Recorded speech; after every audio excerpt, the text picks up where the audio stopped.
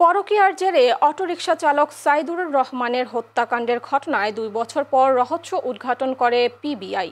ঘটনার সাথে জড়িত ২ আসামিকে মানিকগঞ্জ থেকে গ্রেফতার করা হয়েছে। দুপুরে রাজধানীর উত্তরায় পিবিআই ঢাকা জেলা কার্যালয়ে সংবাদ সম্মেলনে পুলিশ সুপার মোহাম্মদ কুদরতে খুদা এই কথা বলেন। গ্রেফতারকৃতরা হলেন সদর আলী ও আলমগীর। আসামি দ্বয় বিজ্ঞ আদালতে স্বীকারোক্তিমূলক জবানবন্দি প্রদান করেন।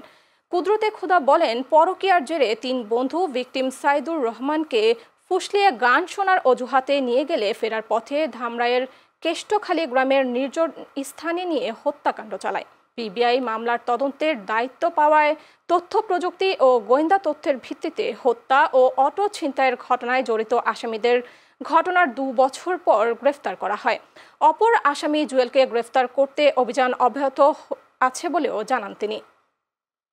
সাংস্কৃতিক অনুষ্ঠান দেখতে যান, দেখার পরে যখন রাত হয়, গভীর রাতে ফেরার পথে ওনারা ওই ধামরাই থানার একটি নির্জন এলাকায় একটি গ্রামে ধান ক্ষেতের পাশ দিয়ে যখন ফিরছিলেন, ফেরার পথে তারা তাদের প্ল্যান এক্সিকিউট করার চেষ্টা করেন। প্রথমে ৩ জন মিলে গামছা দিয়ে তার মুখ বাঁধে। পরবর্তীতে তাদের হাতে রশি ছিল এবং তাদের প্রিপারেশন ছিল, 2 জনের কাছে 2টি চাকুও ছিল। তো প্রথমে গামছা দিয়ে মুখ বাঁধে, তারপরে হচ্ছে আপনার রশি দিয়ে হাত এবং পা বাঁধে। একজন হাত ধরে রাখে, একজন পা ধরে রাখে, আর ওই চাকু দিয়ে উপর্যুপরি তাকে পেছনে বাম পাশে এবং ডান পাশে কিডনির, আমরা যে কিডনি অবস্থান করে যে ব্যাক সাইডে, এই 2 পাশে একাধিকবার তারা স্ট্যাপ করে।